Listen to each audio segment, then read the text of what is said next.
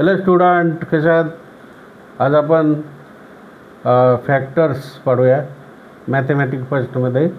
जसे X plus Y bracket square is equal to काय होतं, X square plus 2xy plus Y square. तसंच X minus Y bracket square काय होतं, X square minus 2xy plus Y square, आहे का नाही? तसेच X cube plus Y cube काय होईल, पहिल्या कंसात X plus Y, X square minus X Y plus Y cube वर्ग. या ठिकाणी X plus Y bracket cube हा कमी होत जातो आणि एक्स मायनस वाय हा वाढत जातो. एक्स मायनस वाय पहिल्या कंसात येतो.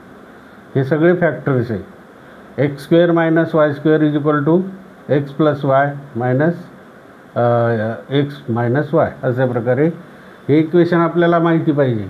पाठ नसतं करायचं, गणित सोडवत असायचं. छत्री वगैरे तुम्हाला माहिती आहे. आता x square plus 5x plus 6 is equal to 0 हे क्वाड्रॅटिक इक्वेशन आहे, बरोबर. मग तुम्हाला काय लागेल, इथे छत्री लागेल का नाही?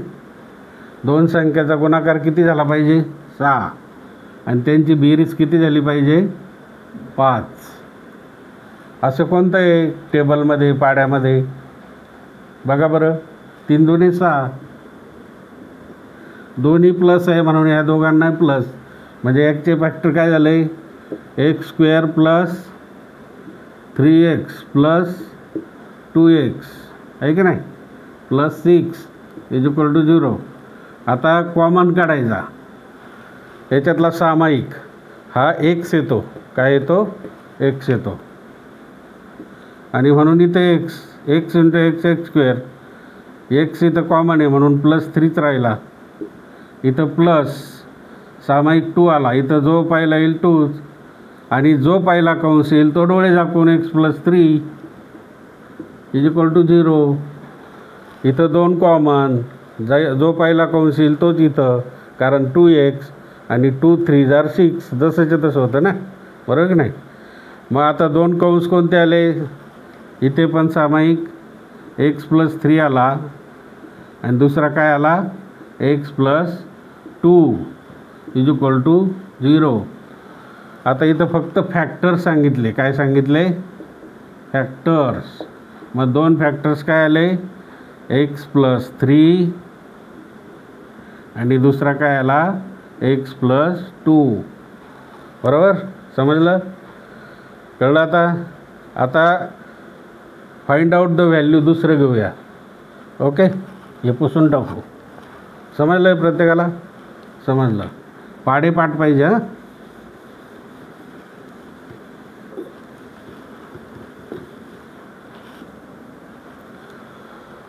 एक आता वाय स्क्वेअर घेऊ. वाय स्क्वेअर मायनस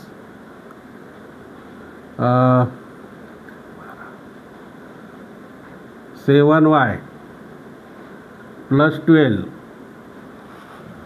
बरोबर is equal to 0. Find the value of y.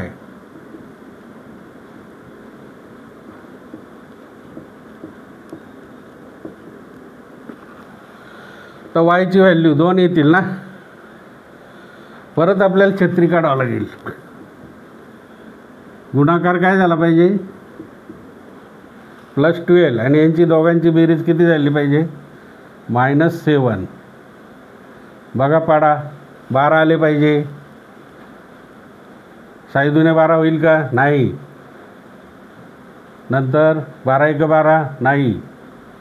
बोला मग किती होईल, 4 3 4 3 जार 12, 4 3 12, 4 आणि 3 7. परंतु इथं मायनस पाहिजे, इथं प्लस, बरोबर आहे. मग मागे शिकलेलं आहे आपण, वजा गुणिले वजा बरोबर अधिक, बरोबर आहे. आणि वजा वजाची बेरीज -7. मग काय आलं, वाय स्क्वेअर मायनस किती y, 4y minus 3y plus 12 is equal to 0. हे -4y आणि -3y लगेच घ्यायचे. 4 3 जार 12, मायनस मायनस प्लस झाला आणि मायनस मायनसची बेरीज मायनसच होते. आता कॉमन काढा मगासारखा. इथं काय आला Y common, y minus 4 Y square minus 4. इथं वाय कॉमन काढला, इथं -3 कॉमन आणि मग काय आला जो पहिला कंस येईल तोच घ्या. वाय -4 = 0 बरोबर. म्हणजे -3y मायनस मायनस प्लस 3 4 12 आहे की नाही. आता परत इथं एक कंस कॉमन आला आहे, 1 ब्रॅकेट इज कॉमन, वाय -4 आणि दुसरा कोणता आला वाय -3 = किती 0. मग प्रत्येकाला आता काय करायचं, वाय -4 = 0 किंवा इथं ऑर वाय -3 = 0 बरोबर. येतंय दिसतंय ना बरोबर. आता वाय -4 = 0 म्हणजे वाय इकडं या ठिकाणी राईट हँडला गेले तर मायनसचा काय होईल प्लस होईल. म्हणजे वाय = 4 किंवा वाय = मायनसचे प्लस झाले 3 म्हणजेच वाय = 4 किंवा वाय = 3 हे झालं आन्सर. कळलं प्रत्येकाला. याची फक्त 4 3 12 आणि याच्यावरच हे उदाहरण येतं. वाय -4 = 0, वाय -3 = 0, वाय = +4 हा किंवा वाय = +3 असे 2 उत्तरं येतात वायचे क्वाड्रॅटिक इक्वेशनमध्ये. उद्या बघूयात अजून डिटेल. Okay bye. अभ्यास करा, एक मार्क ह्या छोटा थोडं चुकलं तर चालेल आणि नंतर परत चुकू नका. Thank you bye.